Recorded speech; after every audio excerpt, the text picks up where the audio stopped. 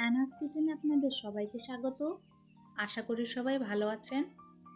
আজকে আমি বানিয়ে দেখাবো 2টো ডিম, 2 কাপ দুধ ও 2 পিস ব্রেড দিয়ে পুডিং। প্রথমে আমি ক্যারামেলটা তৈরি করে নিব। তার জন্য আমি একটা বাটি বসিয়ে দিয়েছি। এর মধ্যে হাফ কাপ চিনি ও 1 টেবিলস্পুন জল দিয়ে দিব।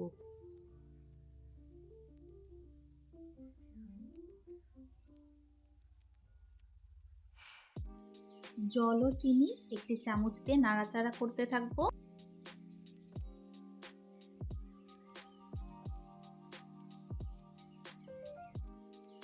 দু এক মিনিট পরেই খুব সুন্দর একটি রং চলে আসবে।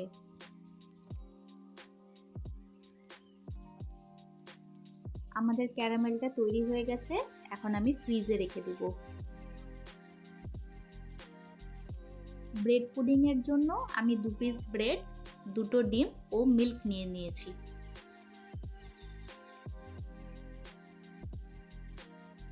প্রথমে মিক্সি জারে ব্রেডগুলোকে ভালো করে গ্রাইন্ড করে নেব। আজকের রেসিপিটা যদি আপনাদের ভালো লাগে, আমার চ্যানেলটিকে লাইক, শেয়ার, সাবস্ক্রাইব করে আমার পাশে থাকবেন।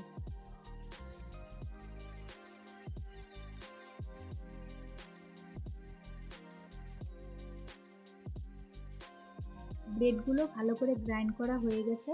এখন আমি এর মধ্যে 2 কাপ দুধ দিয়ে দিব।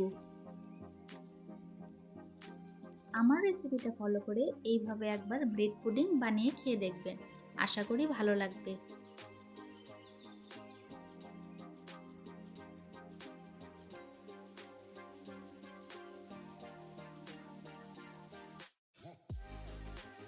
দুধের পর এখন 2টো ডিম ফাটিয়ে দিয়ে দিব।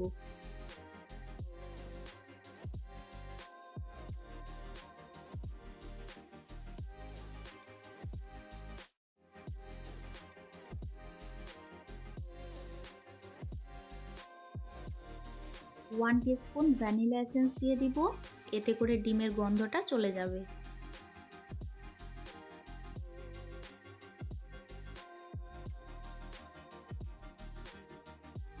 এরপর 1 টেবিলস্পুন গুঁড়ো চিনি দিয়ে দিব। যারা মিষ্টি খেতে পছন্দ করেন তারা আরেকটু গুঁড়ো চিনি দিয়ে দিবেন। সবকিছু দিয়ে ভালো করে গ্রাইন্ড করে নিয়েছি। এখন ক্যারামেলের মধ্যে মিক্সি জারের মিশ্রণটা দিয়ে দিব।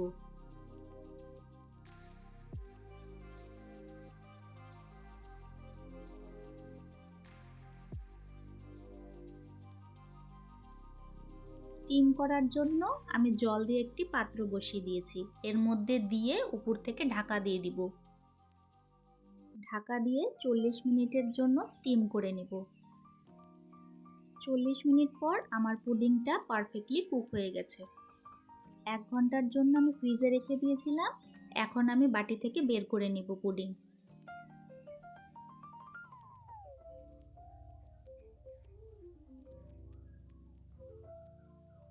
বাটির উপরে একটু ট্যাপ করলে খুব ইজিলি বের হয়ে যাবে। দেখুন আমার পুডিংটা কত সুন্দর হয়েছে। খেতেও কিন্তু দুর্দান্ত হয় এই ব্রেড পুডিং।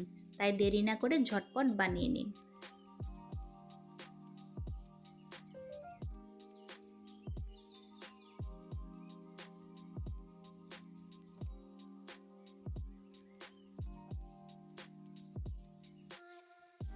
এখন আমি একটু কেটে দেখিয়ে দিচ্ছি।